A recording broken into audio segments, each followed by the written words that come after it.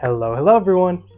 In this video, I'm going to be showing you how to properly polish your vehicle's paint safely and efficiently, even if you've never done it before. You could be a part-time detailer, or maybe you just want your paint to look better. Either way, this video is for you. Oh, and before I forget, if you find any part of this video entertaining or useful, maybe hit the thumbs up, maybe subscribe. I'd really appreciate it. But now, let's jump right in. First up, why polish your paint at all? The benefits go beyond just making your car look shiny. You're removing light defects, improving clarity, boosting gloss, and creating a smoother surface for things like waxes or ceramic coatings to bond better with. It can make your car look newer, feel smoother, and even help you get more out of your protection products. Before any of that though, we have to talk tools. In a world full of hundreds of different mix and match items, we're going to try and simplify things.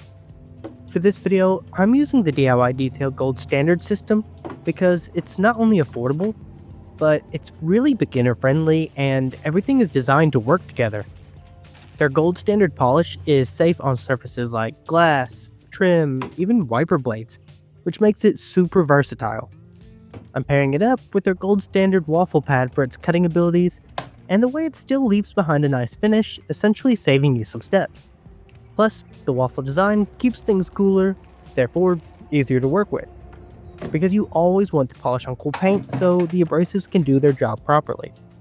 DIY also has a red rotary jeweling pad if all you need is some extra gloss, or a wool cutting pad on the other hand for heavier defects. In this case, I'm actually going to pull out the unit that I started practicing with, aka the Torque X Dual Action Polisher. DAs are, for the most part, considered to be the safest bet for beginners. They're less likely to burn through paint and easier to control than rotary polishers. Today, however, this can be subject to change and really boils down to user preference. Before we begin, if it wasn't clear, this process is only good after you've thoroughly cleaned and prepped the vehicle. The least amount of contaminants that could interfere with your pad, the better. Washing beforehand also helps cool the vehicle down, as again you always want to work on cool paint. If you're working outside with no other option, wiping a rinseless wash dampened towel across the panel helps cool it down a lot. You don't even have to wipe the residue off either, because you can just go right into working. In direct sunlight though, you will have to move through steps just a little bit faster. A nice thing about this system is when you're prepping your pad, all you have to do is spray one trigger pull of the polish while the machine is spinning for even coverage. There's no need to overload or do the 3 to 4 drop method. This allows the pad to be covered in thousands of evenly distributed tiny drops. If it's still leaving a trail of polish, then there's also no need to reapply. Surprisingly enough, a damp pad can actually cut better, contour easier, and last longer. Pad washers can sometimes be hard to come by though, so if you don't have one, a quick thing you can do is get a bowl of water with rinseless wash in it, dip just your pad in it to get it wet, work the polish out by hand if needed, then free spin it inside your bucket to reduce some of the moisture and keep it from slinging everywhere. This is a nice simple way to keep your pads clean, fresh, and then you don't have to pull out 10 other ones just to do a single car. One indicator that it's time to clean is when you see the product left on the paint starting to bunch up and not spreading quite as evenly. This is something you may even feel as you're going, so keep an eye out and avoid continuing on if things aren't going as smoothly.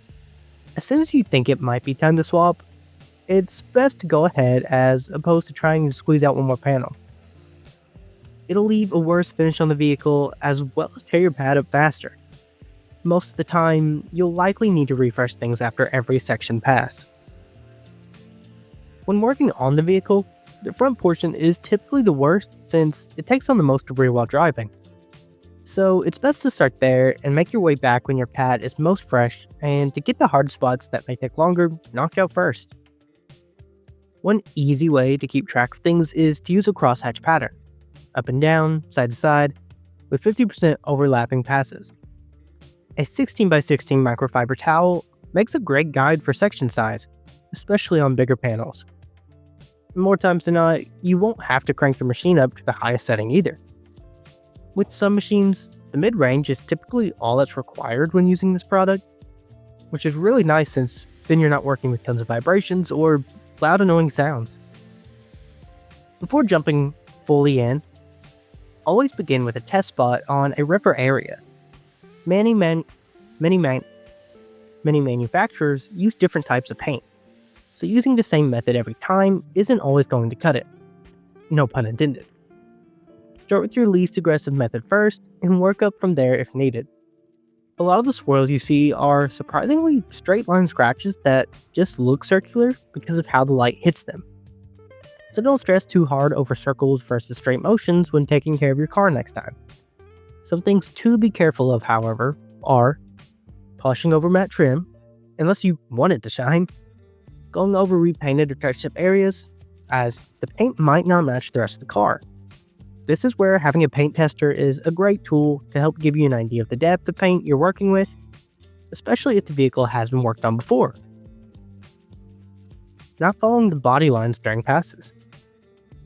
If you're working down on an edge, you run the risk of burning through it or wearing it down. And most importantly, putting unneeded pressure on the machine. We want to let it do its job and move along the paint. Putting on too much can lead it to stalling and just more trouble that you'll have to deal with. But now that you've got the process down, it's important to understand what we're actually doing to the paint and why. Here's the thing. You're not really removing scratches. You're leveling the clear coat around them so that the light doesn't catch them anymore. Every time you polish, you're removing a bit of that clear coat, which is why you want to do it as safely and as few times as possible. There is no such thing as a 100% in terms of results when it comes to polishing either. We are only enhancing what was there before. The only way to get 100% is, say, by repainting the surface where it comes into contact with nothing so far, and even then there can be some texture known as orange peel. Most of the time when you're correcting, you're aiming for an 80 to 90% improvement, where most defects are gone, but the more minute ones are just harder to see than before. Another tip is to avoid following what you're seeing with an up-close light, as that can lead to more polishing than necessary if you can't see those defects otherwise. A good thing to remember is that many customers don't have as trained of an eye as you do either. Once you're done, wipe off the residue using a short nap, rinseless dampened towel, and follow up with a plush towel for buffing. For a slicker finish and some protection, I like to combine it with a bit of ceramic gloss or a similar protection option. And finally, take care of your gear. Don't wrap your cord around the polisher or your arm. That leads to breakage and kinks. Wrap it up by hand and store it clean. If you feel like your pad is almost done for, it's best not to push it. Swap it out and save yourself the frustration. If taken care of properly though, they can last anywhere around 15 to 20 cars. Now take a look at some of these results. Unfortunately, this is an example of some scratches that will need a bit more work, hence why I didn't do the entire vehicle of this video. Once I get my hands on the right size wool pad though, things should be a breeze. The decals, however, may be another story, as they most likely need to be replaced altogether due to the goats treating it like a trampoline when I lived on a farm.